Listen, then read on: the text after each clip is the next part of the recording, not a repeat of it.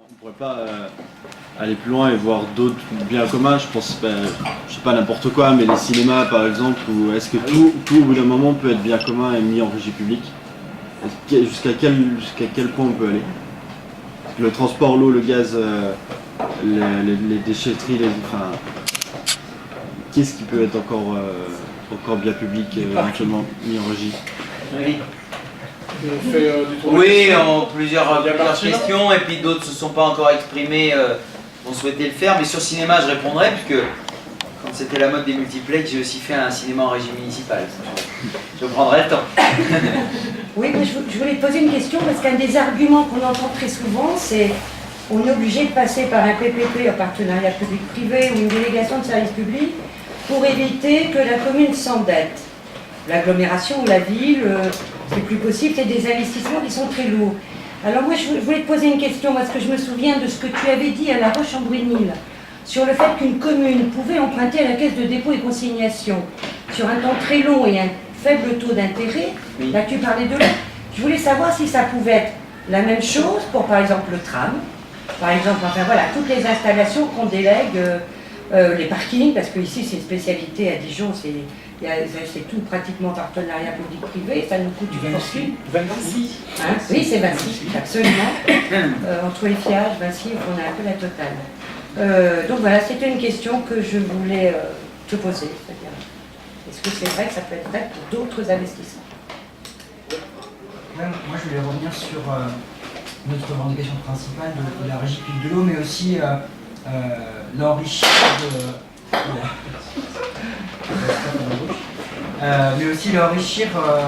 de ce qui en découle, pour moi, de façon logique. J'ai vu que Mélenchon l'a rappelé à Besançon en début de semaine sur le fait que la régie publique, oui, mais la revendication qui suit directement derrière, c'est les premiers mètres cubes d'eau gratuits. Et il se basait d'ailleurs sur un certain nombre de chiffres, et notamment les coupures d'eau, d'électricité qui sont prévues dans l'immédiat, en France et partout ailleurs, et notamment sur le fait que nos camarades de la CGT notamment nous alertent là-dessus, parce que sur l'électricité, je crois qu'on passe de 300 000 à près de 600 000 coupures de jus. Et sur l'eau, est-ce qu'on a des chiffres comparables? Je ne sais pas, il ne me semble pas que Jean-Luc les ait cités à Besançon. Mais est-ce qu'on a des informations sur l'état de ce que pourraient nous dire, à travers ce que pourraient nous dire les syndicats, il y a des coupures d'eau locales au niveau du Grand Dijon, est-ce qu'on a des chiffres ou pas? Bon, il y a déjà pas mal de questions, mais on peut peut-être encore en prendre une, ou quelqu'un veut dire quelque chose. Tu veux réagir sur un sujet ou un autre avant que je réponde? Juste là, par rapport aux coupures et compagnie, à la veille des municipales, Rebsamen a sorti une circulaire disant qu'on allait donner aux gens qui ont des problèmes des chèques de 50 euros. Des chèques, tu as vu ça? Des chèques de 50 euros. Il va falloir vous auto-désigner comme pauvre. Exactement. Pour aller le béret sous le bras, réclamer votre chèque pour pouvoir. Alors que nous, on est pour la gratuité des premiers mètres cubes par individu. Et la suppression de la part fixe de l'abonnement, etc. Parce que pour quelqu'un qui ne consomme pas beaucoup d'eau, ça représente une somme extrêmement importante. Et donc, c'est pas dégressif du tout à ce moment-là. Enfin, c'est pas progressif du tout le tarif, avec cette partie fixe. Par rapport à ce que tu as dit, j'ai fait des recherches récemment dans mes archives. J'ai pas retrouvé d'engagement, enfin c'est la rumeur qui court et qu'on m'a fait courir, de Rebsamen pour la régie avant 2001. Ce que j'ai trouvé, c'était l'engagement de renégocier avec la firme, mais ce qu'il a fait d'ailleurs, puisqu'il se vante d'avoir fait baisser les factures de 10% en 2001, après renégociation. Alors qu'ailleurs, ça a été jusqu'à 40%, les baisses dans les négociations. Oui, alors, donc, sur ce qui découle de la gestion publique de l'eau, ou de ce choix de la gestion publique de l'eau, si certains étaient à Quetigny, ça va peut-être faire un peu redite sur certains aspects, mais comment vous dire, oui, mais c'est un peu comme l'idée de jusqu'où va le service public et où ne va pas donc le marché. J'ai envie de dire que ça, il faut aussi le laisser à la libre administration des collectivités locales. Et nous, ce que nous disons, c'est que nous allons, dans le cadre des gestions publiques, défendre des objectifs politiques. Mais nous espérons convaincre. Moi, j'ai eu la possibilité de participer à une aventure humaine en matière de création d'un cinéma en régie publique, ou d'une régie publique de l'eau, ou d'un syndicat intercommunal de traitement des déchets qui a jeté dehors pour 110 communes une filiale, la CITA, pour ne pas la nommer, une autre filiale de la Lyonnaise des Eaux, en matière de déchets. On a été à chaque fois dans des constructions politiques où le débat a eu lieu. Bon. En régie publique de l'eau, oui, nous défendons que dans le cadre de la gestion publique, nous allons nous interroger et interroger démocratiquement les usagers. On est même capable, sachez-le, d'aller jusqu'à la votation citoyenne dans la vie locale pour savoir si non seulement la gestion publique, ils accèdent à ces éléments et ils concourent à cet arbitrage de préférer la gestion publique à la DSP, mais nous entendons que ce débat produise des légitimités supplémentaires à des collectifs d'usagers, à des associations de consommateurs, à des syndicats, des associations environnementales, etc. Et qu'on puisse aller, je pense aussi aux comités attaques, qui ne sont pas très présents dans le conseil d'administration de la régie que je préside encore aujourd'hui, d'aller jusqu'à l'élaboration d'un projet sur les conditions d'accès à l'eau. On dit on est pour le droit à l'eau. Enfin, le droit à l'eau pour les marchands d'eau, ça sous-entend de toute façon payer pour accéder à l'eau. Et ils prétendent qu'ils garantiraient un droit à l'eau par la mise en œuvre de ces fichues tarifications sociales qu'ils proposent pour calmer les esprits ou contenter les dames patronesses qui s'investissent dans la vie municipale avec les chèques eau auxquels on vient de faire référence. Bon. Mais nous, quand on dit droit à l'eau, bien commun, vital, dans 3 jours on est mort si on n'en a pas, nous c'est l'égal de l'air. Donc on ne peut pas être dans le même registre que ces belles personnes. Nous sommes dans un registre où, eh bien, un droit c'est un droit. Donc accéder à un droit, ça se fait gratuitement, quoi, hein. Voilà. Mais on va nous dire, mais il faut bien que quelqu'un paye. Ben oui, on n'a jamais dit le contraire. Mais déjà, on va dégager tout ce qui parasite, surcharge les comptes. Et ces marges de manœuvre financières, ben, ça correspond déjà à un volume d'eau considérable qui peut représenter, dans certains cas, selon les caractéristiques locales, et c'est pour ça qu'il n'y a pas de science exacte sur le nombre de mètres cubes qui peuvent être dégagés par le passage de la gestion privée à la gestion publique. Dans chaque bassin de vie, dans chaque contrat, dans chaque localité, on va avoir une réalité des comptes. On va aller interroger, comprendre, partager avec les associations de consommateurs et d'usagers. Et là, on dira, comme à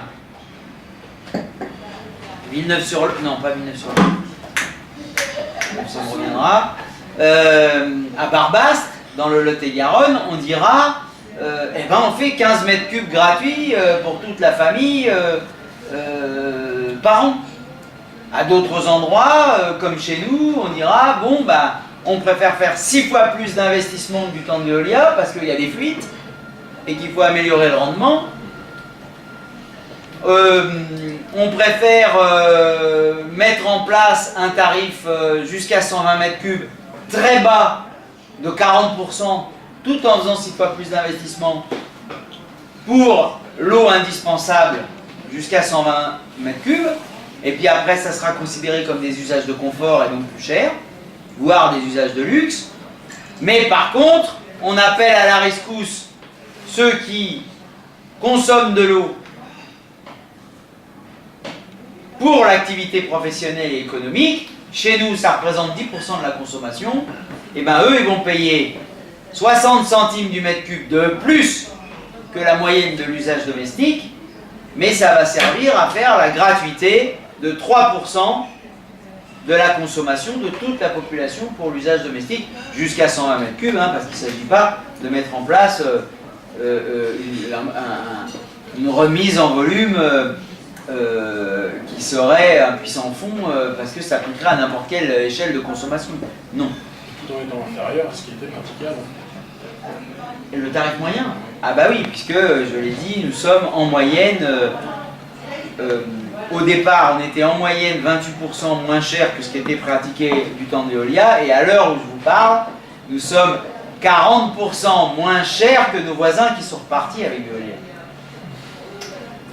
3 ans après la création de la régie, en faisant 6 fois plus d'investissement, je vous l'ai dit, en ayant 7 agents sur l'exploitation et l'accueil du public pour une seule commune, là où avant il y avait une personne à l'exploitation pour 15 communes.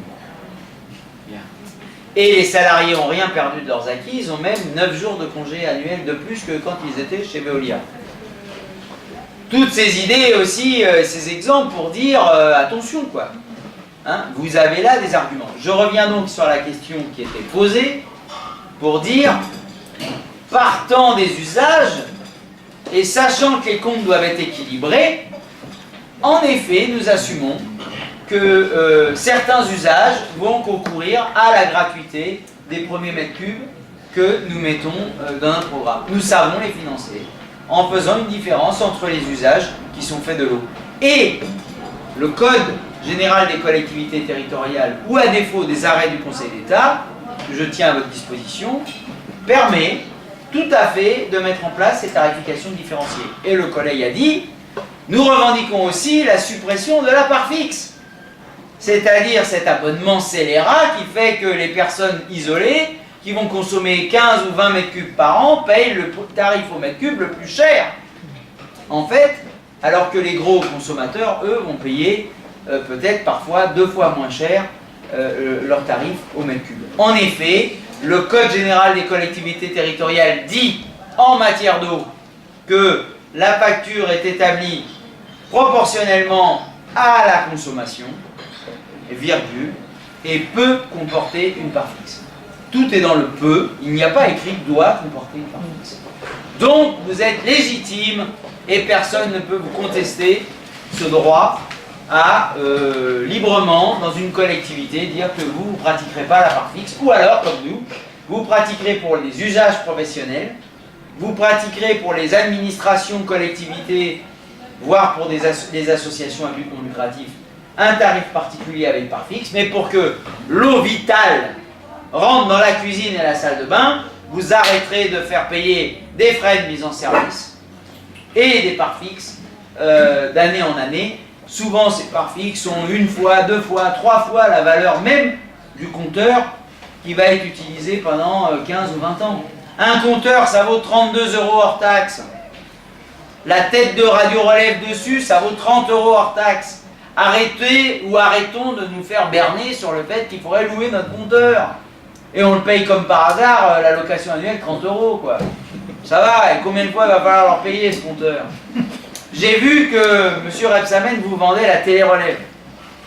Attention les amis. Ces systèmes dédiés en partenariat avec des opérateurs de téléphonie. C'est le verre dans le fruit ça. Hein.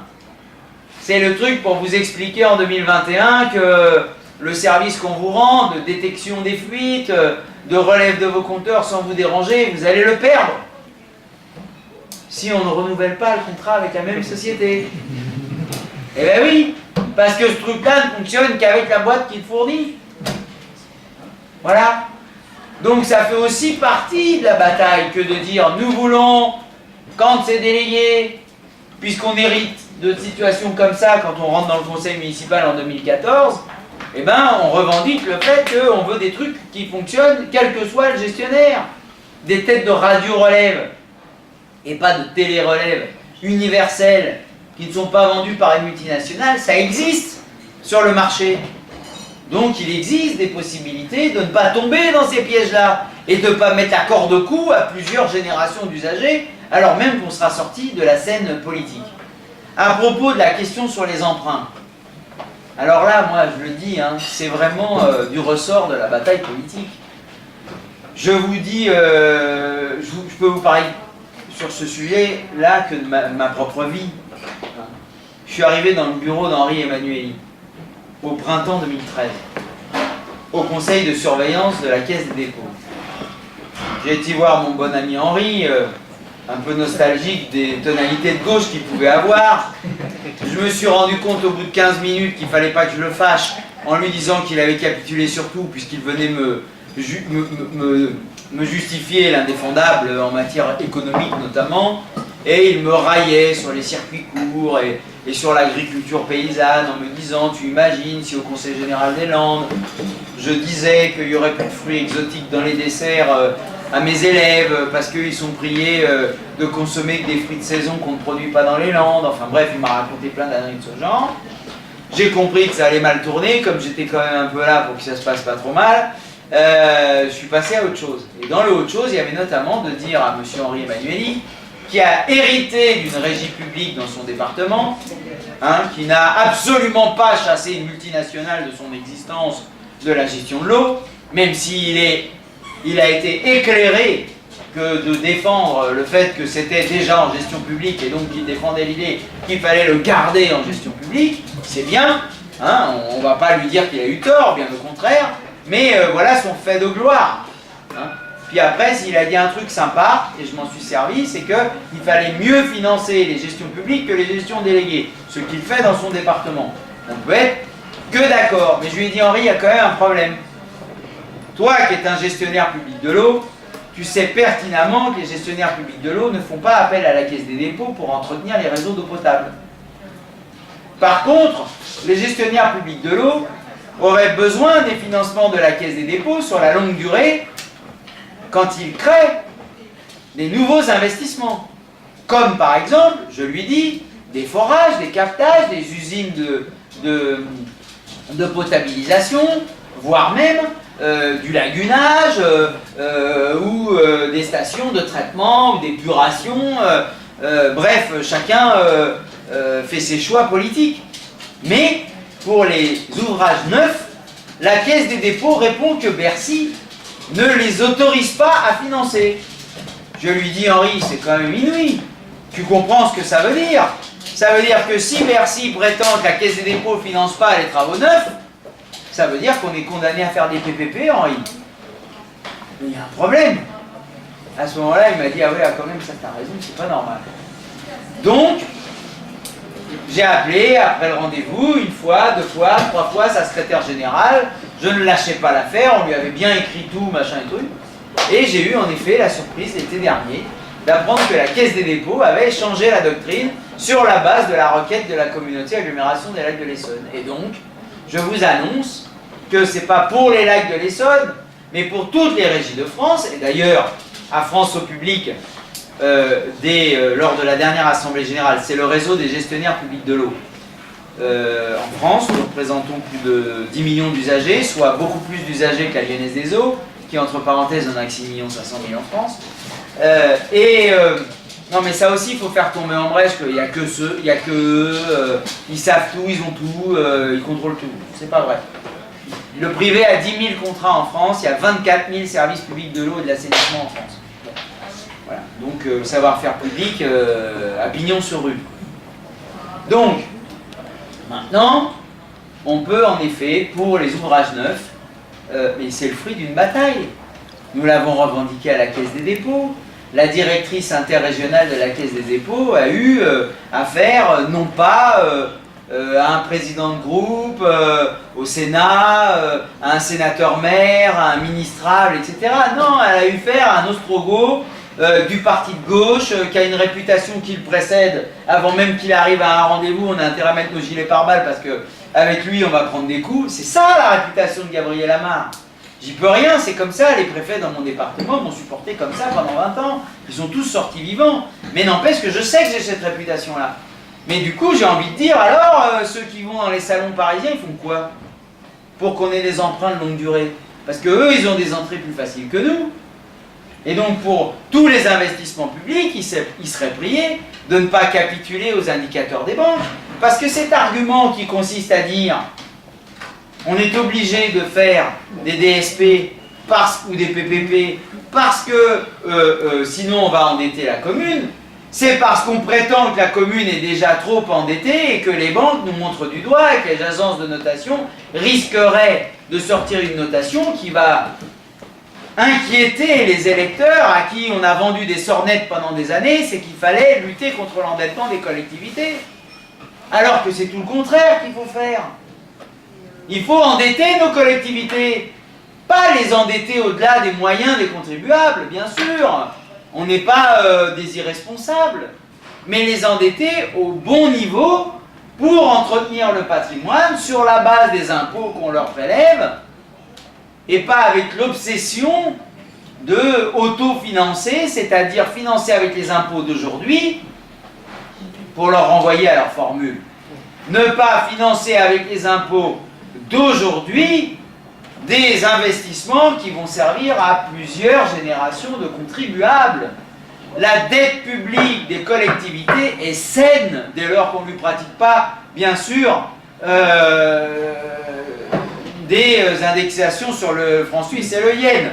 Ça va de soi. Mais la dette publique est saine parce qu'elle a vocation à financer sur plusieurs générations de contribuables ce que plusieurs générations d'usagers de ces routes, de ces parkings, de ces écoles, de ces cinémas, de ces tuyaux d'assainissement, de ces tuyaux d'eau potable vont bénéficier et vont être utilisateurs.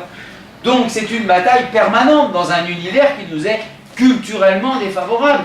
La Banque postale ne nous a prêté que sur une durée de 20 ans, à un taux de 4%, quand la Caisse des dépôts nous a prêté sur 40 ans à un taux de 2%.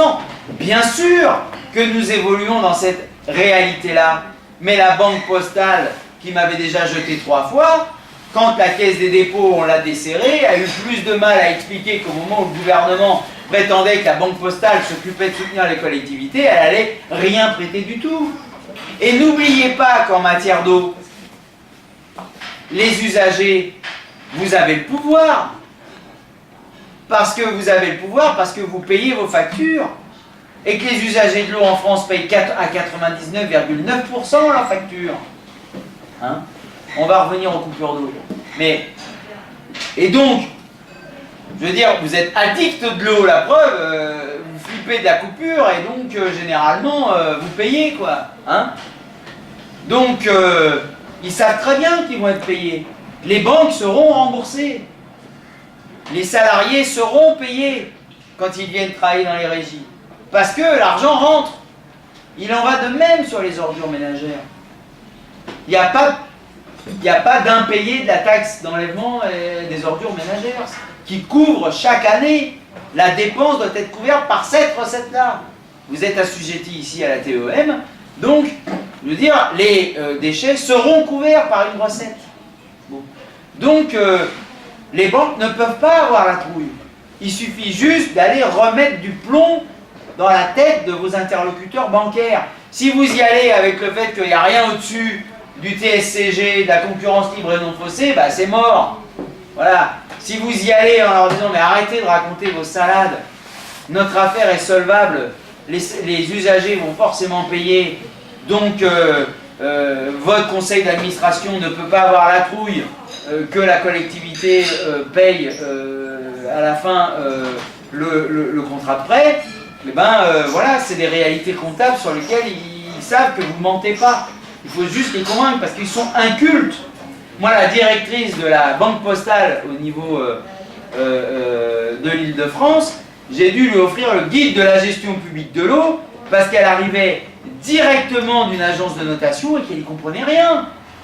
Et qu'elle n'avait absolument pas compris que ça ne se gérait pas de la même manière que une activité de telle ou telle catégorie. Donc, c'est là aussi une question de bataille politique et de faire admettre que eh bien, couvrir les frais financiers, rembourser la nuitée de la dette en capital dans la section d'investissement de la commune ou de la communauté du Grand Dijon, c'est important de le faire. Et nous, on sait faire. Vous pouvez nous confier les clés de la mairie et de la communauté agglomération. On saura gérer, d'accord? Mais après, notre section d'investissement, en fonction de la nature des investissements, eh ben, sera adossée à des emprunts parce que c'est sain et salutaire que de faire ainsi. Donc, sur la question de la gratuité, j'ai répondu, c'est notre principale arme pour ouvrir un droit à l'eau et ne pas être coincé dans ces logiques de tarification sociale ou coupure d'eau, etc., etc. Si Jean-Luc Mélenchon à Besançon ne cite pas de chiffres en matière de coupure d'eau, c'est que je crois que nous sommes en difficulté pour fournir une statistique nationale. Je ne sais pas s'il y a des associations d'usagers ou de consommateurs qui y est arrivé et que l'information n'est pas parvenue jusqu'à moi. Moi, ce que je sais, c'est qu'en 3 ans, dans notre régie publique, on a fait 0 coupure. Une menace de 2 heures sur un cafetier, un bistrot, en lui disant bah, écoutez, vous ne payez pas depuis 4 ans à Veolia et vous commencez à ne pas payer la régie sur la première année. Donc ça commence à devenir un peu lourdingue, hein, parce que vous êtes un bar, donc on comprend que l'eau vous l'utilisez, mais il faudrait quand même, je veux dire, c'est pas des sommes 1000 € volantes, il faudrait peut-être quand même vous y mettre. Bon, donc on l'a menacé, mais on n'a pas eu à couper, quoi. Bon, c'était un professionnel, on avait là aussi, c'est vrai, un peu réagi de manière sévère, mais on est allé au dialogue. Puis le gars, bon, il a fini par comprendre qu'il fallait qu'il paye son eau pour son chiffre correspondant à sa consommation professionnelle. Bon. Mais quand on veut, on peut, c'est ça que je veux dire. Des moratoires, des échelonnements, des prises en compte, je veux dire, on est dans un traitement particulier en gestion publique et en régie, où les usagers peuvent venir nous voir dans la proximité, peuvent appeler un numéro vert gratuit s'ils ont la moindre question, qui fait que on a un autre rapport que la filiale, l'agence régionale cachée derrière son 0800 et le maire qui dit c'est pas moi, c'est le 0800, quoi. Voilà, on n'a pas le même rapport au service public, donc nécessairement la coupure n'est pas la même. Je vois l'exemple d'Avignon parce que j'étais la semaine dernière aux côtés du salarié de Marc Fazio qui s'est fait licencier parce qu'il refusait de couper. Bon. À la barre, Veolia venait expliquer qu'ils avaient des procédures avec accompagnement social, examen de la situation, et que au bout d'un moment, eh ben, les gens qui étaient des mauvais payeurs et qui n'étaient pas du ressort de l'accompagnement social, eh ben, fallait pas se laisser faire et fallait payer. Mais les seuls exemples dont on dispose au niveau du collectif des usagers d'Avignon, ce sont des gens qui se sont fait couper l'eau pour un défaut de paiement de 50 €, de 120 €, de 165 €. Ces gens-là ne sont pas des mauvais payeurs avec des sommes pareilles, parce que ça, c'est des consommations de 1 an. Donc, quand tu as une difficulté pour payer ta facture de 100 € de l'année, et que tu te retrouves coupé, parce que c'est le cas de ces gens-là, par Veolia, c'est pas que tu es un mauvais payeur de mauvaise foi, c'est que tu as une vraie difficulté. Et d'ailleurs, s'il y avait eu l'accompagnement social que prétend faire Veolia, à 100 € on ne coupe pas l'eau. On t'échelonne ta dette sur l'année suivante pour que tu la résorbes. On te propose un réducteur à la consommation parce que tu as un débit qui est supérieur à la nature des usages que tu as pour prendre ta douche et laver ta salade. Mais on fait quelque chose, quoi. Voilà. Donc tout ça pour dire que on est là avec cette question de la coupure en plein dans une bataille culturelle. Nous ne sommes donc pas là pour faire la même chose. Et c'est ce qui fait qu'avec nous, il n'y a pas de coupure et avec eux, il y a de la coupure en aveugle, contrairement à ce qu'ils décident. Je finis juste sur le cinéma ou sur jusqu'où on peut aller. Ben, on peut aller là où la délibération collective au nom de l'intérêt général nous le dicte. Hein, on peut aller jusque-là. Quand en 1995, candidat à des élections municipales, une association de cinéphiles m'informe, moi, élu, même pas élu, citoyen qui conduit une liste dans l'opposition, et me dit le maire en place, à 3 semaines du premier tour, le maire en place vient de signer une promesse de vente. Non.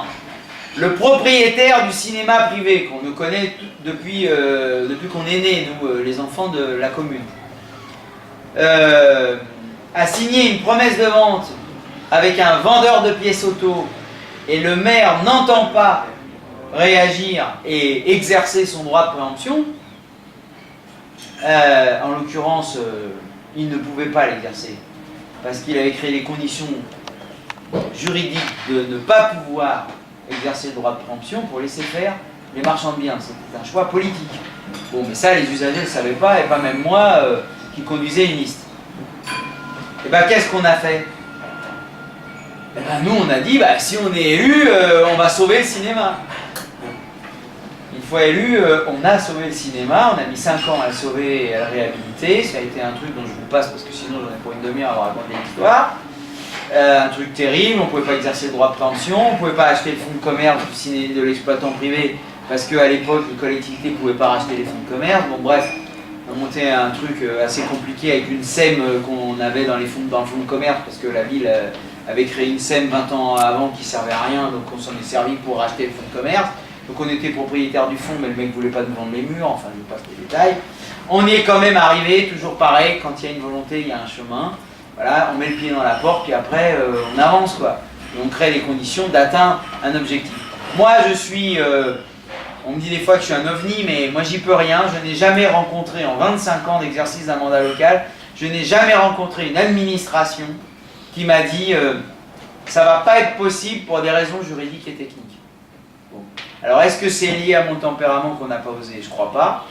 Je pense plutôt qu'il existe dans la fonction publique territoriale des fonctionnaires citoyens qui sont heureux de travailler avec des élus qui ont une volonté politique, qui la font partager au grand nombre, qui construisent des réponses politiques pour gérer publiquement tel ou tel domaine de la vie et qui adorent se mettre au service de ces objectifs-là, que ce soit des gens de la filière technique, de la direction financière, des achats et marchés, des contentieux, de l'administration générale. Je vous assure qu'ils recèlent en France dans la fonction publique territoriale des gens qui accourent pour travailler dans les collectivités à direction front de gauche. Quand il y a de la volonté politique, il y en a qui sont rentrés dans la fonction publique pour servir l'intérêt général, pas pour chercher un salaire ou dérouler un plan de carrière et choisir la facilité, parce que c'est la facilité hein, de signer les contrats tous les 20 ans. Hein. Ça demande moins de travail. Voilà ce que je peux vous répondre. Je veux pouvoir dire que les contrats de travail en régie publique, tels qu'on est obligé de le faire maintenant, donc un établissement public industriel et commercial, ou en société publique, dans les deux cas, ce sont les contrats de travail sont de droit privé. Même les fonctionnaires territoriaux qui viendraient à postuler sur des emplois de la régie publique sont dans l'obligation de venir en détachement ou en mise à disposition. Donc, nous pouvons tout à fait politiquement, je ne dis pas qu'il n'y a pas des scélérats qui vont chercher à faire du low cost, il y a de mauvaises gestions publiques. Hein? C'est d'ailleurs pour ça qu'il y a des élections des fois, pour en changer. Bon. Donc là, le contrat de travail, nous pouvons, nous, parce que nous sommes faits de ces convictions-là, dire, bah, si c'est nous, vos contrats de travail, on les reprend dans les mêmes termes. Vos acquis, on les reprend dans les mêmes termes. Voilà. Et on pense même que vous allez gagner en conditions de travail, en sérénité, parce que le seul objectif que nous on vous demande, c'est d'assurer en quantité, en qualité, la continuité du service public, et on ne vous demande pas d'être inventif pour faire de l'argent. Hein? On ne vous demande pas de fermer les yeux sur la fuite en rajoutant de la pression dans les tuyaux pour que les gens ne s'en rendent pas compte, parce que de toute façon, c'est pas grave, les volumes qui partent en fuite, gling gling gling gling, ça fait quand même des recettes pour nous. Voilà. Ça, on ne vous le demandera pas. Donc la vie sera plus douce et vous n'aurez rien perdu. Je n'ai pas d'autre réponse à donner que de dire, depuis 2000, dans toutes les gestions publiques, ce que je dis s'est appliqué. Sauf un cas, je crois, Albi, si je ne me trompe pas, qui n'est pas à France au public, qui pratiquerait le low cost. Je n'ai pas été le vérifier. Voilà. Au niveau national, en tant que cofondateur de France au public, j'ai rencontré les organisations syndicales pour faire passer ce message. Nous n'avons pas décidé en tant que gestionnaire public de l'eau d'engager tous les services publics de l'eau de France en signant l'accord collectif, d'autant que l'accord collectif pourrait inquiéter les salariés parce qu'il est moins bon que ce qu'ils ont obtenu dans leur entreprise. Donc on n'a pas voulu envoyer ce mauvais message. Par ailleurs, il est clair que nous sommes défenseurs d'un principe constitutionnel, c'est la libre administration des collectivités locales. Donc c'est vrai que pour l'instant, les gestionnaires publics de l'eau ne se sont pas vus engager par leur signature l'ensemble des gestionnaires publics de l'eau de France au nom de la libre administration des collectivités, et surtout parce que les organisations syndicales, notamment la fédération CGT des services publics, n'est pas favorable à ce que les régies signent l'accord collectif parce qu'il est moins bon que ce qu'ils ont obtenu dans le groupe Suez et dans le groupe Veolia. Donc on préfère nous être dans ce registre qu'est de leur dire, nous, notre fil à plomb, c'est à minima le meilleur de ce qui existe chez vous, et s'il y a des choses mieux de la collectivité, nous le proposerons à la discussion dans le cadre de l'écriture de l'accord cadre, puisque je vous rappelle qu'un accord cadre doit intervenir dans les régies publiques dans les 15 mois qui suivent le recrutement des salariés. Lesquels salariés sont prioritaires à postuler dans les équivalents temps plein, hein, quand après un contrat privé, il est mis en place une gestion en régie publique. D'autres questions ou interventions? Voilà, alors, puisque vous avez pris soin de mettre en place une petite librairie, vous dire qu'il existe des manuels, des outils de passage à l'acte, qu'on ne pourra plus vous enfumer, notamment avec le guide de la gestion publique de l'eau, vous avez tout dedans, même faire le budget de la gestion publique. Et ça fait pas lire les bureaux d'études qui n'y connaissent rien, parce que avec un ouvrage comme ça, on défonce leur baratin. Et puis à ceux qui veulent vendre aussi fort cher leurs conseils, ben, on a mis un peu le bazar, parce que cette sortie en librairie donne en fait à un élu, à un usager ou à un fonctionnaire territorial, et bien tout ce qu'il faut pour passer à l'acte et refuser les éléments de langage de la multinationale. Petit argumentaire qu'on a fait au collectif de l'eau pour la régie publique. De Dijon. De Dijon. Voilà. Et deuxièmement, et en général, hein, deuxièmement, on a fait un questionnaire qu'on a envoyé aux différentes listes sur Dijon. Bon, des questions sur l'eau. Il faut veiller à ce qu'on y réponde. Hein. Oui, Arnaud, Jean-Michel.